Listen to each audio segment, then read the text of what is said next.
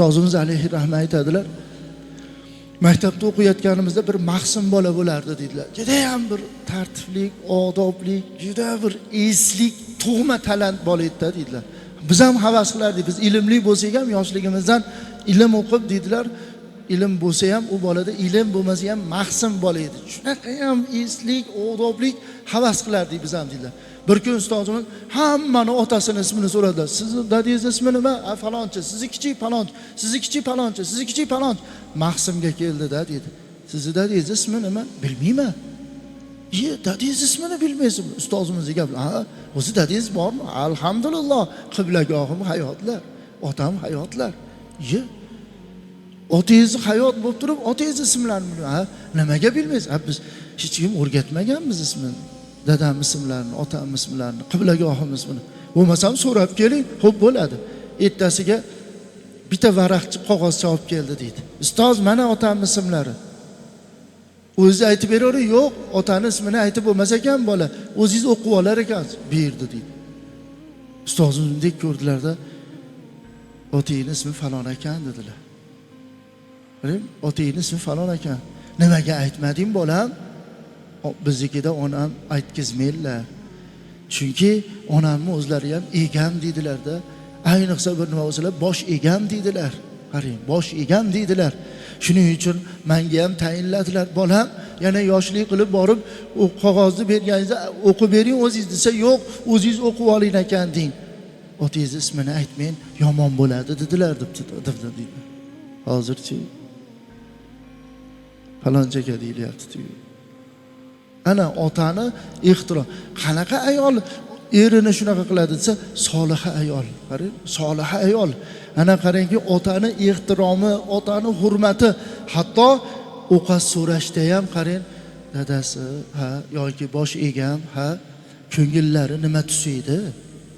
Suyuq ovqat qilaylikmi, qo'yib ovqat qilaylik. Unaqa narsa yo'q, qarang. Odobni qarang, tarbiyani qarang. Soliha ayol.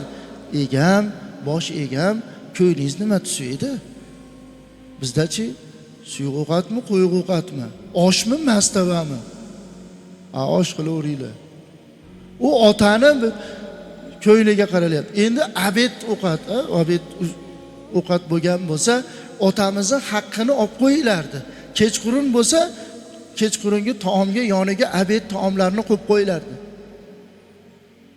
Dadasi, ha, mana bu abedga nasib et, bunisi kechqurungi nasib et.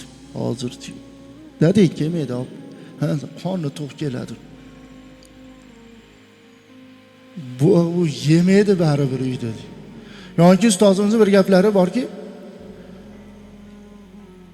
ayolingiz sizdan nima ovqat qilay deb so'rasa, nima ovqat qilay deb so'rasa, bir ovqatni ismini ayting. O'zingiz bilasiz, o'zingiz qilavering desangiz nima bo'ladi ertaga desa, dadang qonni to'ysa bo'ldi deydi.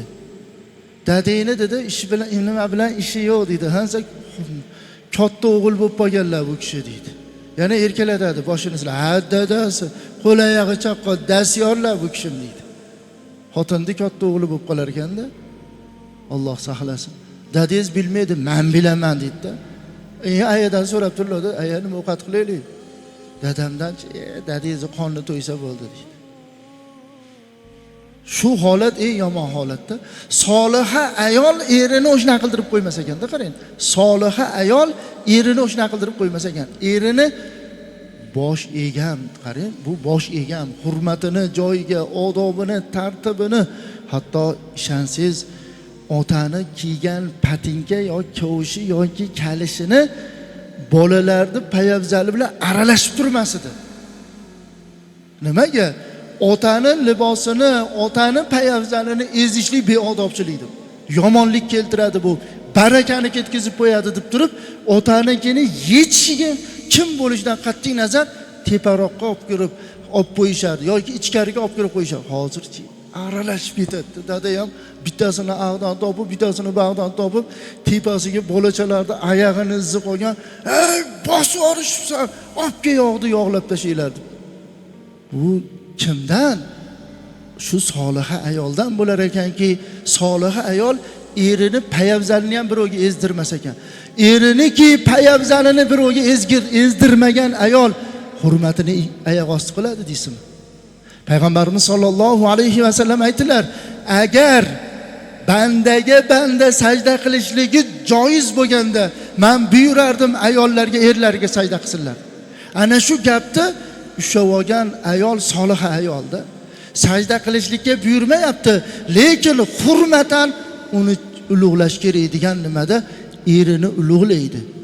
Erini ulug'laydi, eriga sharoit qiladi, erini ko'nglini oladi. O'sha hojixonada ko'rgan edimda shuni. Boylikda bir pog'ona yuqori qilsin deb. Oxirgisini so'raganimda buni vaqti kelganda o'zim aytaman sizga bolam dedilar. Ya'ni meni egamdan, egami mendan uzoq qilmagin deb. Hojiona vafot etib qoldilar. Bir kun telefon bo'lib qoldi. Osam hojdada qori bola, hojionnangiz omonatni topshirdilar. Kelsangiz janozani o'qib bersangiz dedilar. Xo'p deb Qo'qonga bordik. Qo'qonga borsak, vaqticha ertaroq ekan, hojdada bilan ancha suhbatlashib, hojiona yaxshi edilar-ku desam, ilgari kuni kechqurun shu mazalari qochib qoldi. Davlenalari oshib bir nima bo'luvdilar.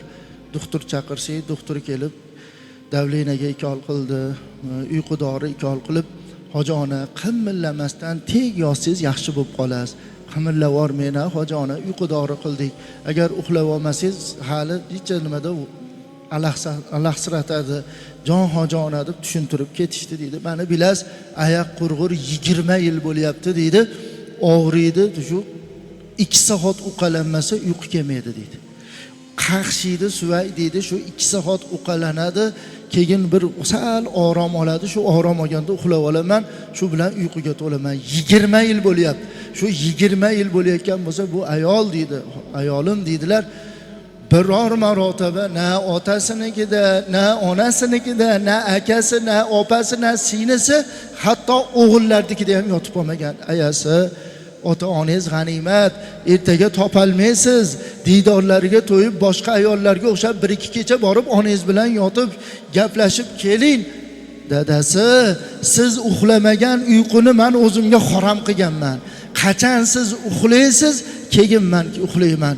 Men onamnikiga yo akam, yo ukam, yo opam, yo singlim, yo o'g'limga ketsam, siz oyog'ingiz og'rib kechasi bilan to'lg'onib uxlaysizmi? Uxlamaysiz. Men siz uxlamagan uyquni o'zimga harom qilganman. Shuning uchun hech qayerga bormayman. Kunduzi boraman deb kunduzi borib kelardi. Hatto ota-onasi vafot etayotganda ham ertalab borib kechasi kelgan deydilar. Qarang. Erdi hurmatini qarang-a. Kimga yoqmaydi bunaqa? Hojdada. Bunaqa ayol. Qarangki dedilar, kecha ham shu ikollarni qildi, yonboshlab yotibdi-yu, men ham endi yotibman, bir mahal shu oyog'imni aqa qilyapman, bo'lmayapti, baqa qilyapman, to'lg'onyapman, oyoq qurg'ur og'rib, qaqshayapti, bildirmay deyapman, bir mahal emgalagan ovozi eshitildi. Qarasam, ayolki hojoningiz kelyaptilar dedi. Yoting, ikol olgansiz, uyqudori hozir alahsir. Dadasi, men sizga nima deganman? Siz uxlamagan uyquni men o'zimga harom qilganman. Keling deb turib oldi. Yo'q desam ham bo'lmadi. Oxiri oyoqda uqalab 2 soat deganda uyqu kelib deydi, uxladim. Bir rasa ham uyquga to'yib ko'zimni ochsam, oyog'imga boshini qo'yib qopti deydi. Ayasi ostingizga na yakandoz, na adyol, na to'shak solmabsiz-da, gilomda uxlab qolsiz, turing deb nima qilsam deydi, jon chiqib ketibdi deydi. Oyog'imga boshini qo'yib jon taslim qil. Ana sadoqatni qarang dedilar. Niyati shu edi. Bir nimada aytdi. Men Allohdan so'raganim, shu umrim nihoyasiga yetganda bosh egamni shu oyog'iga boshimni qo'yib jon taslim qilsam deb Xudodan so'raganman dedi, dadasi degan edi deydi. Niyati, duosiga mana yetdi deydi. Yig'ladilar, siqtadilar, yuvdik, kafallar, qabristonga olib borib ko'mib, qaytib kelganimizdan keyin bir tamaddi qilib, hojdada men ham endi ertaga kelaman Patahaga, Xudo xohlasa, siz ham jicha dam oling deb duolarni olib yo'lda kelyapsam, Bog'dodga kelganimda yana telefon bo'ldi. Olsam, hojdadan nomeri olsam, o'g'illar telefon qilyapti, qayting.